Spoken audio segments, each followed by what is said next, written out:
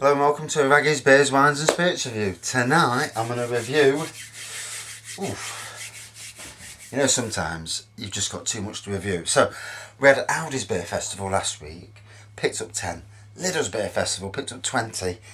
Just been to Morrison's tonight and picked up another 3, 6, 9, 12, 14, 15 beers for 20 quid. Can't fault the price. And then over the weekend went to Home Bargains, picked up a couple of newbies as well. CRW by Evan Evans Brewery. Mordu, Worky Ticket Brewery. So, got a fair few to be going on with. So tonight, I actually fancy something refreshing. I've not had it for a long while. And if I can find the tin opener. So, Corona. One of the strongest selling Mexican beers that are around. The other big Mexican selling beer in Britain is Sol. I've got their... I want an ice bucket from Bargain Booze of Sol Ice Bucket. So yeah, probably best to drink this with a wedge of lime. But for pure purposes of tasting lager, we're just going to drink it as it is.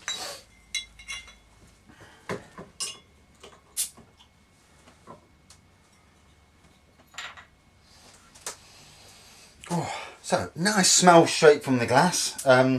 Bottle rather. Bottle, not glass. It's late. I've been up since 5 o'clock.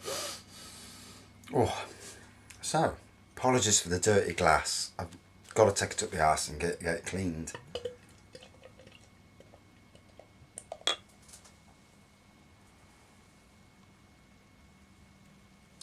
So like most lagers, pours are, you know, what you would class as a straw colour. Good lacing, carbonation there, good white head.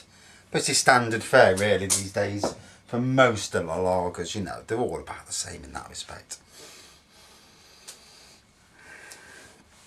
Hints of grasses in the smell.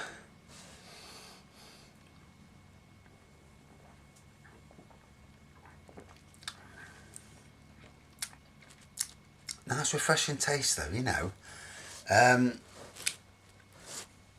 What's the alcohol content?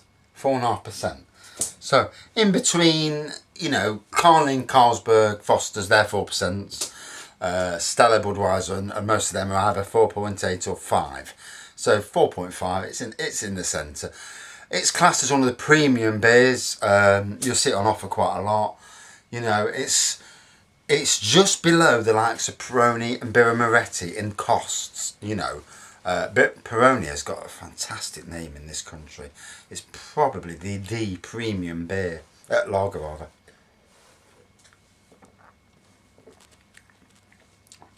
So, it's been a warm day today, especially for a late September.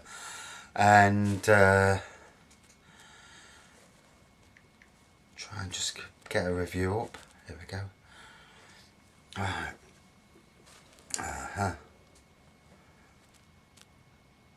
Wow. Okay.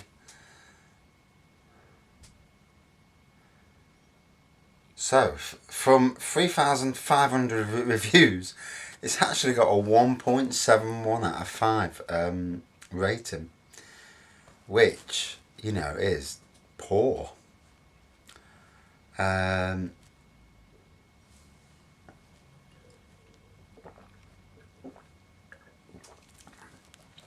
What it says, Corona Extra is the #1 selling beer in Mexico and the leading export brand from Mexico. This Pilsner type beer is a lager. Was first brewed in 1925 by Cerveceria Modelo, located in Mexico City. So, somebody here has given it a 5 out of 5, which is, yeah. Great tasting, easy drinking and not too pricey. Can be a great beer to drink with mates and always good for a barbecue. Dusty and grainy aroma, clear golden colour, sparkling, unstable white head. The flavour starts off dusty and watery, turns grainy but not very sour, low bitterness.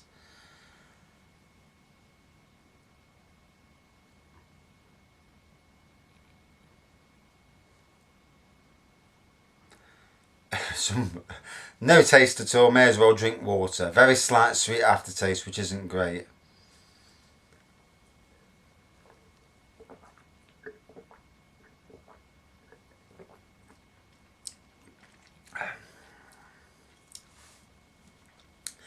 I've got to agree with some of these because I am not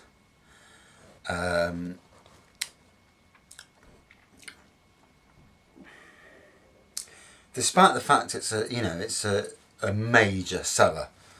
I think if it hasn't got the lemon or the lime, it's not as classy as lager as the likes of Heineken and that are.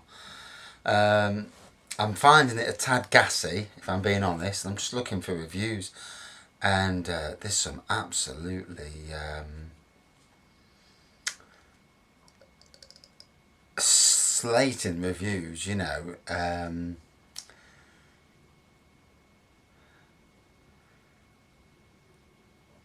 Some people saying there's malt tops, aromas of apple and a little dry grass. I did taste like a bit of grass.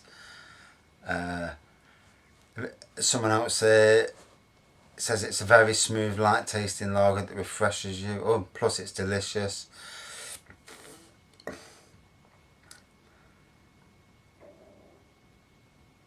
Other people saying it's a sessional summer beer.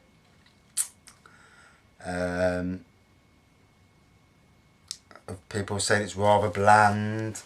Obviously the general consensus is it's not that great of a lager. First things first, you can't class it in the same respect as you do real ales, because real ales are built for taste. Lagers are not generally built for taste. They're built to be glugged, and you know that's how it is. So a good tasting lager, you know, there's not that many about really. Heineken that I'd reviewed recently, that was a good tasting lager. Budweiser was a rancid tasting. This to me it's better than Budweiser.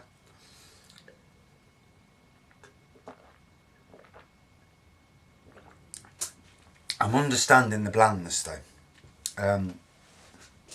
It's a bit gassy. It's not as good as I remember it to be, and I do find that you know, with a lot of beers and lagers that I drank years ago, and I drink them now expecting them to be as good as they was years ago, and obviously the beer industry's moved on, but you know these brands, they're older brands, and you know they haven't moved on really. Maybe some full strength fruit lagers might be an idea now. I know Carling Zest did bring some lagers out, but they were weak, you know, weak strength. But some interesting lagers like strawberry, ginger, you know, there's, can't think of the blooming name of it now. No, it's gone. Is it Zest? Zest range, is it? But anyway. Yeah, they're low alcohol, and maybe now, you know, there's like, I'll give you for an example, the new craft lagers. Hogsback Brewery brought out Montezuma's chocolate lager. Do we need to be going down the road of actually bringing flavours into lagers to get away from the boring, you know, that sort of thing? You know, that sort of lager? Or is it the fact that, you know, your lager drinkers are what they are? You know, they're not as refined as your beer drinkers and your cider drinkers. Because ciders, there's a massive range of ciders. You know, it's not just the apples, it's all the fruit flavours rather. So, interesting. But anyway, back to this. Yeah,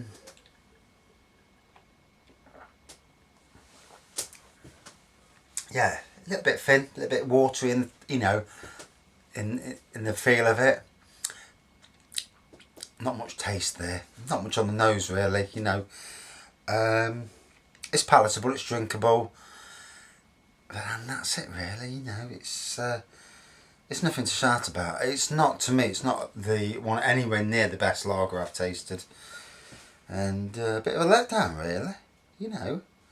And I'm thirsty tonight, so that's why I went for a lager rather than drinking a beer. But even on a night where I'm really thirsty, it's not that impressive. So, whilst not vile, it's not impressive either. So I'm going to give it, I think, about a 3.3 out of 5. In that range with Caffrey's, John Smith's and all them that might be biggest sellers in the country, but they're just, you know, just not flavourful and not interesting, you know. Standard fare really. Right, that's it. Thanks for watching. And, you know, if you disagree, please, you know, go below and give your comments, because it's always interesting, you know.